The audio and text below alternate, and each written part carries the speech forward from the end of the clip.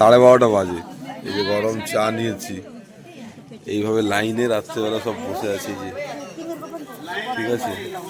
মানে এই লাইন প্রায় রাত্রি 10টা-11টা থেকে নেমে যাবে, আমাদের দিকে লাইন যাচ্ছে যে 12টার সময় আমি প্রায় 500 জনের পেছনে রয়েছি।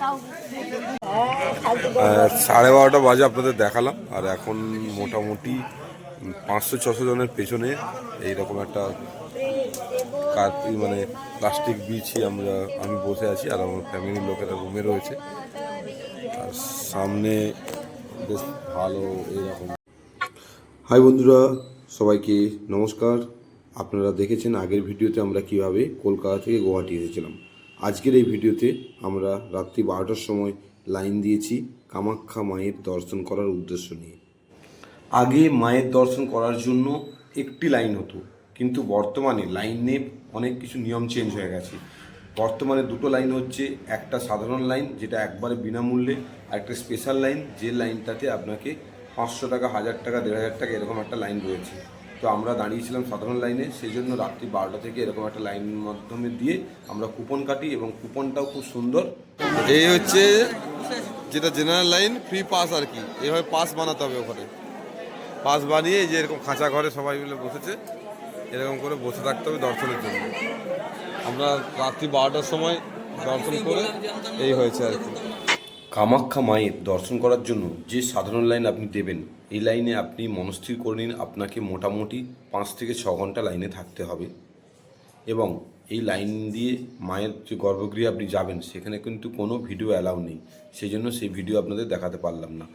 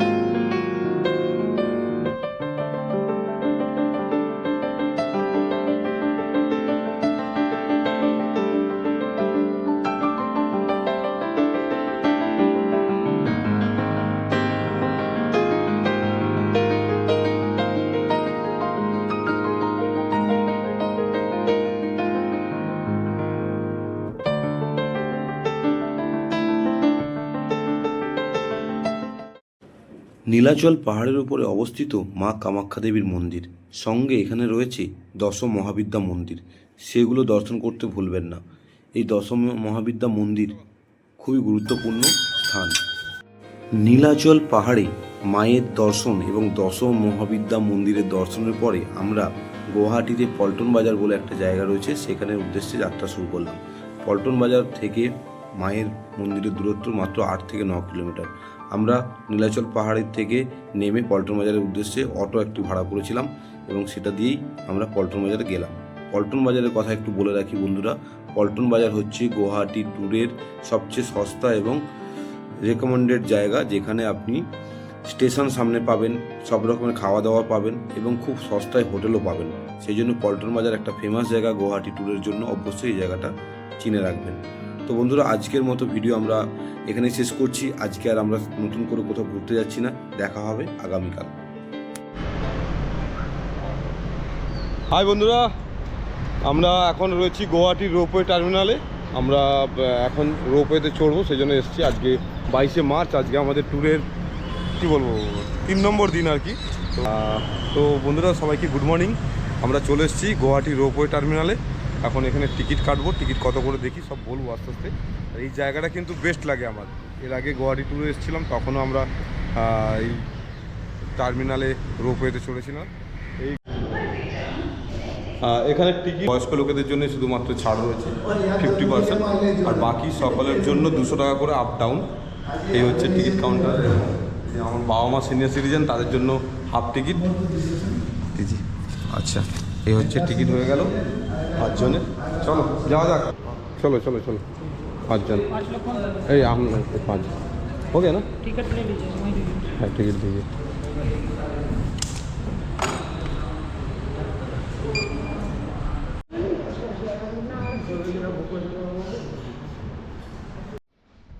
এই হচ্ছে রোপওয়ে।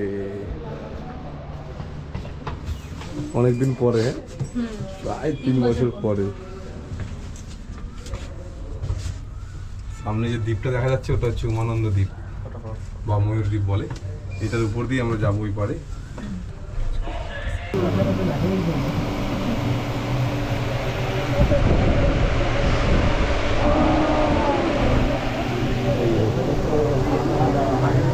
খুব সুন্দর লাগছে এখান থেকে ভিউটা। এই রোপওয়ে থেকে ভিউটা কিন্তু অসাধারণ থাকে। খুব মজা লাগে। বাবা কেমন লাগছে?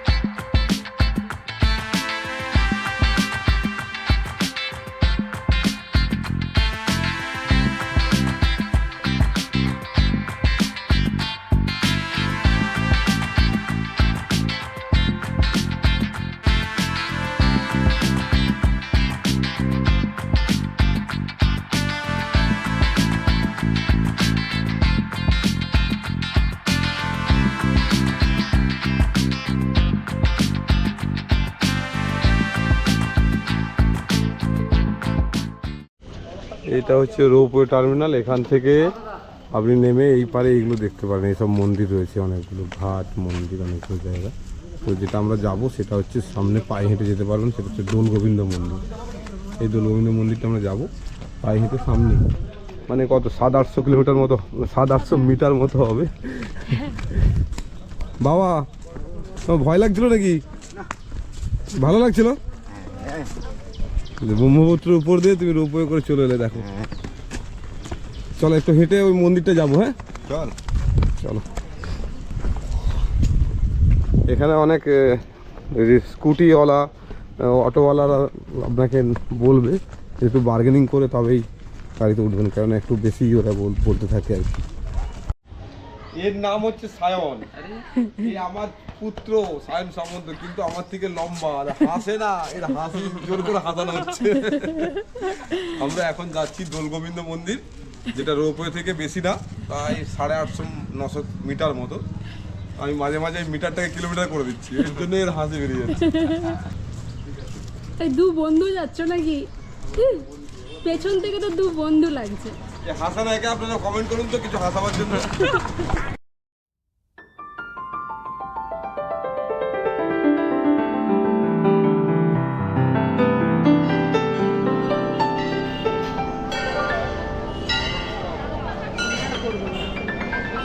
না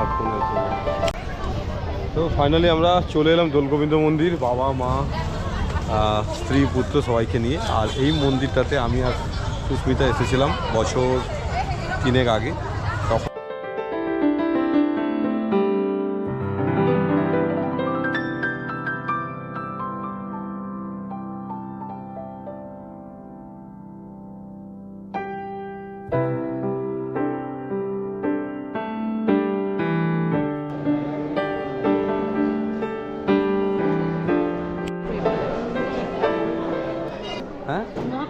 তখন মহাপ্রভুর প্রসাদ ক্ষীর আর বসে খাও এখানে বসে। এই মুহূর্তে রয়েছি ব্রহ্মপুত্র নদীর পাড়ে। এই যে আমার সামনে পবিত্র ব্রহ্মপুত্র, আর তারপরে যে দ্বীপটা দেখতে পাচ্ছেন ওটা হচ্ছে উমাদ্বীপ, যেটা ময়ূর দ্বীপ নামে পরিচিত। অ্যাকচুয়ালি আমরা এখন রয়েছি নর্থ গুয়াহাটিতে। আর এই দোল গোবিন্দ মন্দির বা রোপওয়ে থেকে আপনি যখন এই পারে চলে আসবেন, এটা হচ্ছে নর্থ গুয়াহাটি, আর ওই দিকটা হচ্ছে সাউথ গুয়াহাটি। এইখানে রয়েছে কতগুলো ঐতিহাসিক স্থান, একটা সতীপীঠও রয়েছে, সেগুলো আমরা যাচ্ছি না, শুধুমাত্র দোলগোবিন্দ মন্দির আমরা দর্শন করলাম, দেখালাম আপনাদের, ওখানে প্রসাদ খেলাম। খুব সুন্দর মন্দির, মানে সবাইকে আমি রেকমেন্ড করবো এই দোলগোবিন্দ মন্দিরে এসে একবার দর্শন করে যাবেন, খুব ভালো জায়গা, খুব ভালো লাগবে।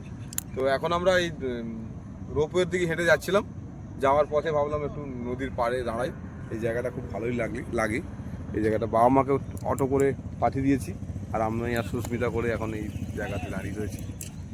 ওই সামনে লঞ্চ ঘাট, এই লঞ্চে করে আপনি ওপারে যেতে পারেন, আর টুরিস্টদেরকে বলবো রোপের মজা নেওয়ার জন্য রোপেতে যেতে পারেন, 200 টাকা করে টিকিট, দেখালাম তো সেটা আপনাদের। রোপের মজাটা কিন্তু আলাদা, যারা ঘুরতে আসবেন এই রোপের মজাটা অবশ্যই নেবেন, আলাদা। এইটা হচ্ছে উমানন্দ মন্দির, প্রচুর ভিড়, বাবা জয় বাবা, জয় বাবা ভোলেনাথ, জয় বাবা পার্বতী, জয়। আমরা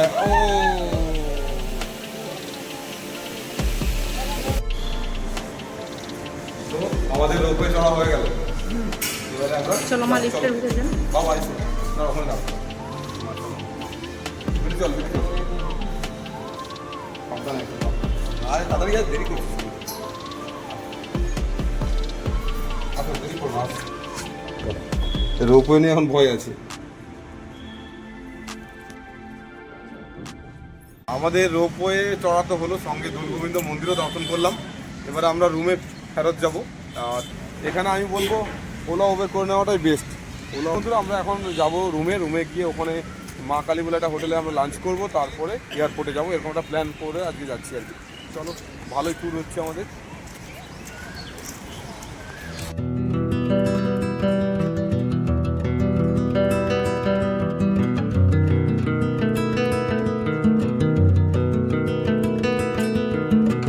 পল্টন বাজার থেকে এয়ারপোর্ট যাচ্ছি বাসে।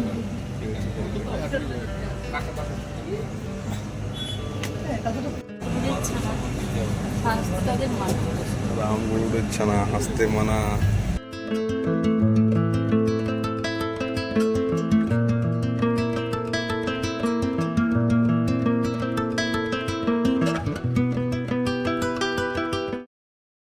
এই হচ্ছে লঞ্চ, যেটা এইখানে আমরা অ্যাক্সেস করে স্নান শুরু করে দিয়েছি, খাওয়া।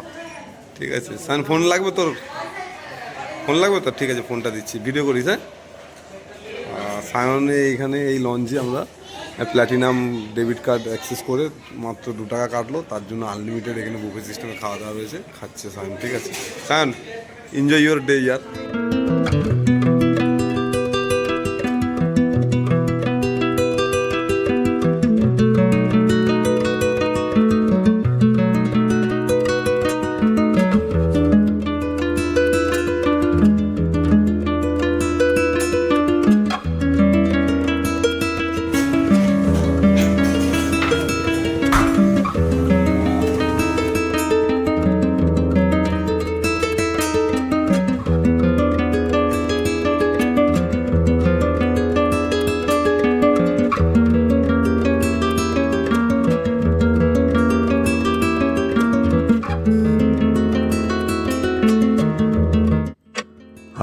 আজ এই দিনটাকে মনের খাতায় লিখে রাখো। সত্যি আজ এই দিনটা মনের খাতায় লিখে রাখবার মতোই, কেননা বহু দিনের স্বপ্ন ছিল বাবা মাকে নিয়ে এরোপ্লেনে চড়াবো, অর্থাৎ ফ্লাইটে চড়াবো। সেই স্বপ্ন আজকে পূরণ হয়েছে, তার জন্য অনেক অনেক অনেক ধন্যবাদ করুণাময় ঈশ্বরকে। তো বন্ধুরা, ফাইনালি আমাদের এই সুন্দর একটা ট্যুরের শেষ হতে চলেছে, কেননা আমরা বিদায় নিচ্ছি গুয়াহাটি শহর থেকে এবং রওনা দিলাম কলকাতার উদ্দেশ্যে। আস্তে আস্তে করে আমরা ফ্লাইটে আসার জন্য 1 ঘন্টা মতো সময় লাগে কলকাতা থেকে বা গুয়াহাটি থেকে কলকাতা আসার জন্য। তো আমরা অলরেডি কলকাতা এয়ারপোর্টে এখন ল্যান্ডিং করব। খুব সুন্দর একটা আমাদের ট্যুর হলো, এই ট্যুর স্মরণীয় করার জন্য এই ভিডিও। এবং অবশ্যই আপনারা যারা দেখেছেন এই ভিডিওটি তাদেরকে অনেক অনেক ধন্যবাদ। সবাই ভালো থাকবেন, সুস্থ থাকবেন। আজকের মতো ভিডিও এখানে শেষ করছি।